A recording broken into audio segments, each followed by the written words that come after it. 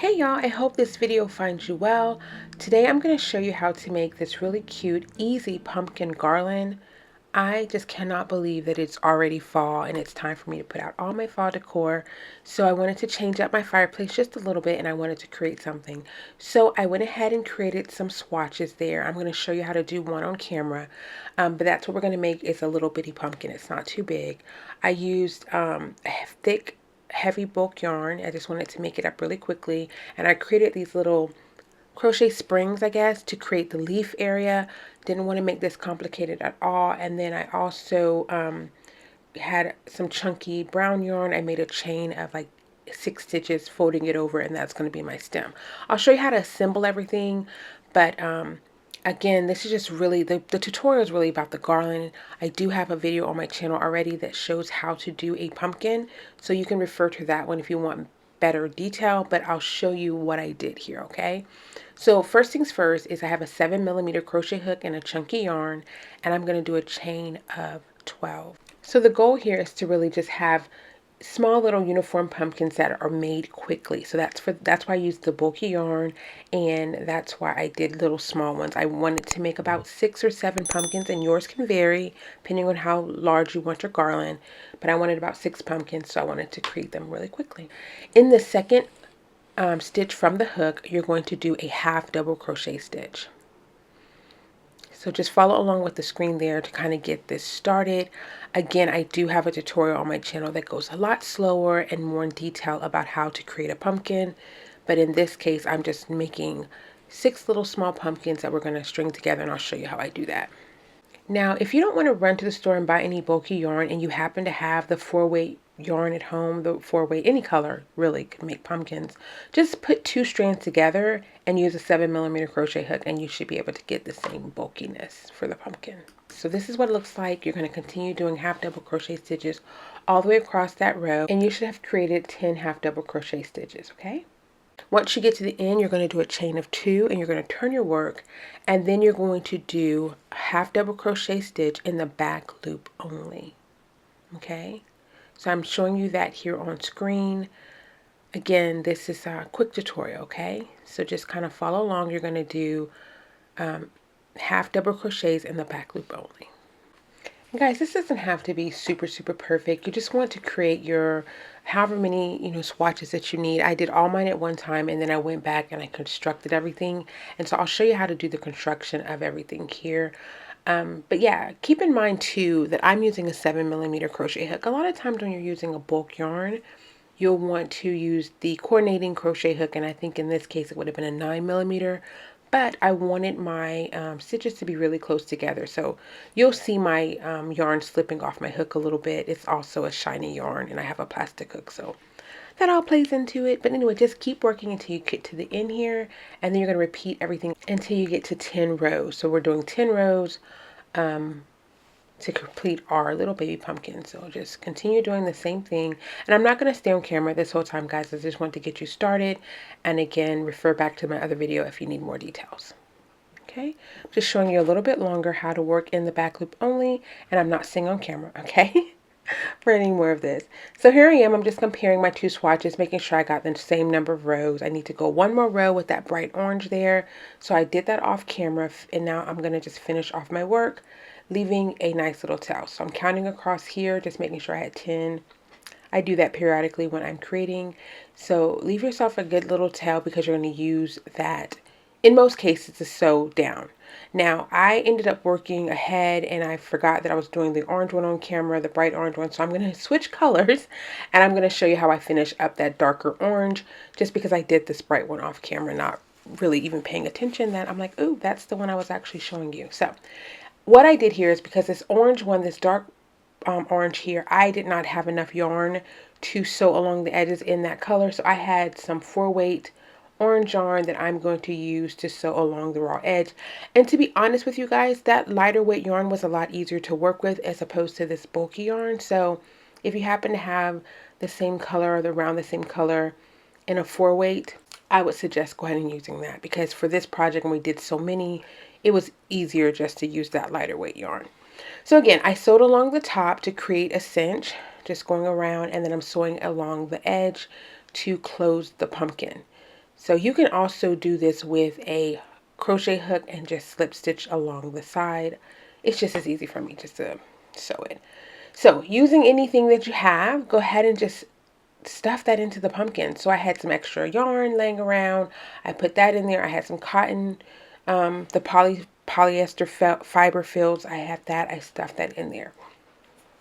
The key here, guys, is you do not want to overstuff your pumpkins because you need them to squish down to create that pumpkin-y look. So just don't overfill your pumpkins, okay? So the same thing that we did to the top, we're doing it along the bottom. We're just going to sew to cinch up the bottom. I sewed across to make sure that the hole stays closed. And then that same yarn there, I'm going to run that back up the center of the pumpkin to kind of squish it down and to cinch the pumpkin together. Okay, and I did that a couple of times. Now, using this little crochet spring, I'm going to create the leaf. So I have the two tails, the one, when I started the project and when I ended, and I'm going to use that same yarn needle, and I'm just going to pull that tail through the center portion of the pumpkin. You're going to do the same thing with the stem. Okay, so as you can see here, I'm just sticking the needle straight down the center of the pumpkin, and I'm going to pull the little spring along with it, not going all the way through, but so that it rests on the top of the pumpkin. Okay, and now using that same tail, once I get it kind of pulled through, I'm going to put that back through the center of the pumpkin, and I'm going to try to secure the leaf into a more leaf-like pattern, if that makes any sense. So I'm kind of laying it flat a little bit, and then I'm going to take that yarn needle and that tail, and I'm going to go right back up the center, and I'm going to secure the leaf down. And I'll just do that until I feel like it looks pretty decent. Don't overdo this though, guys, because it's really just a little embellishment to your pumpkin that's really, the bigger picture is the garland, okay? Once you've done that a couple of times, then take that other tail from the leaf and then put that back through the center so that all of your tails are facing down to the bottom, okay? Okay, so that's what it looks like. And bring that other tail again down through. All right, at this point, you're going to go ahead and get the stem that we already created off camera, just using a bulk yarn. I did like a chain of 6. I secured it off, leaving a tail on both sides, so that way I can sew it down to the top of the pumpkin. Using that tail, I will insert it into the yarn needle and then just push it down through. You don't have to overdo this one either. You're just going to make sure that it's secured to its spot. See there? And I just did both sides. So then I'm just shaping it up to make sure that it looks pumpkinish. Okay, that's all, guys. What I do at this point is I take all those little tails and I tie them together. So I tie the green together, the brown together. I can tie the green to the orange. It doesn't matter. I'm just securing the bottom of the pumpkin. And again, this is going to be a garland, so no one's playing with this. It's going to be up high. So I'm not overdoing anything. I'm just getting it all done, okay? Okay, so once you have all your little tails tied together and secured, you're going to just cut it off. Cut it off as close as you can without disturbing any of the knots.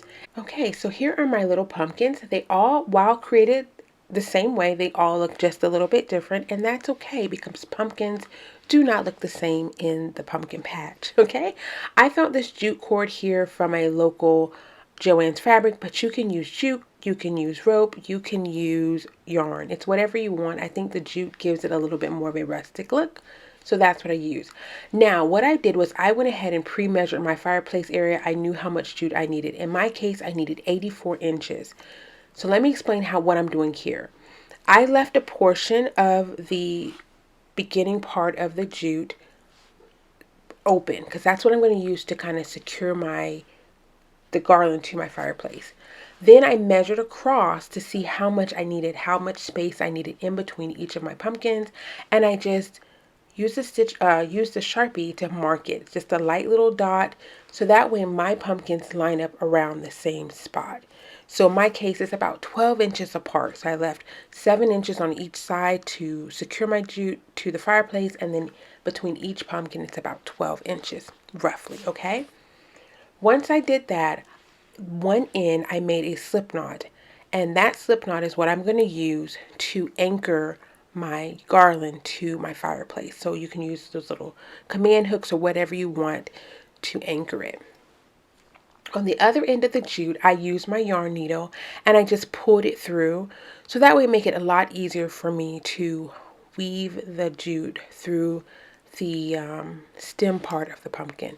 And you can see here what I'm doing. I'm just tying a little knot.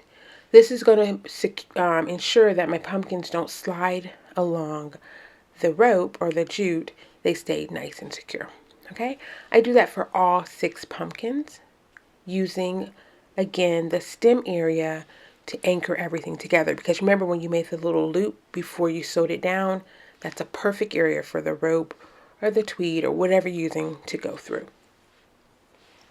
Okay, so see there, I'm just tying a little knot, nothing too complicated. Once I have all my pumpkins stringed up, I am going to then on the other end do another slip knot. So I have a slip knot now at the beginning and at the end, and that's how I'm going to secure my pumpkins. So as you can see here, that is what my pumpkins look like on my fireplace, and it turned out so pretty. And honestly, you can make as many as you want. If I really were to do this all over again, and maybe not even all over again, I might add 2 more pumpkins to the end, because I mean that would give me a little bit more pumpkins. But that's it. I hope you enjoyed the tutorial. Have a wonderful day, and I will see you in my next video. Thanks. Bye.